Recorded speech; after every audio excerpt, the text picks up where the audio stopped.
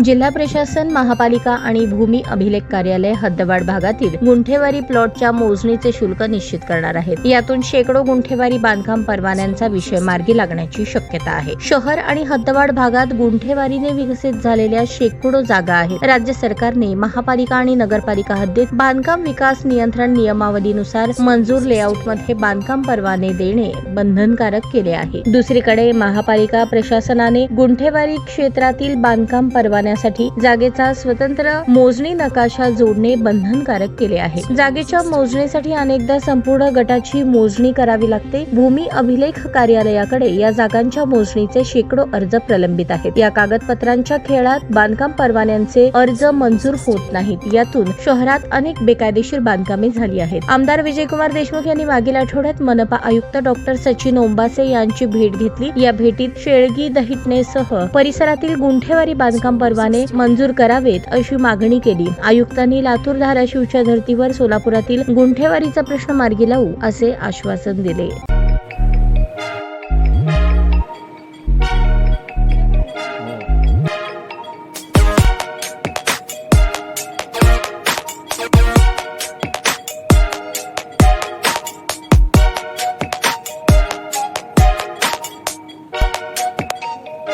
सोलापूर शहरातील सुप्रसिद्ध हॉस्पिटल म्हणजे सेंट्रल मल्टी स्पेशालिटी हॉस्पिटल मागील अनेक वर्षापासून सेवा बजावत आहे। 24 तास इमर्जन्सी सर्व्हिस, मॉडर्न टेक्नॉलॉजी, अनुभवी डॉक्टर्स तसेच अत्याधुनिक तंत्रज्ञान सुविधांनी सुसज्ज स्त्रीरोग प्रसूती विभाग, ऑर्थोपेडिक विभाग, मेडिकल विभाग आणि इतर एकमेव नाव म्हणजे सेंट्रल मल्टी स्पेशालिटी हॉस्पिटल।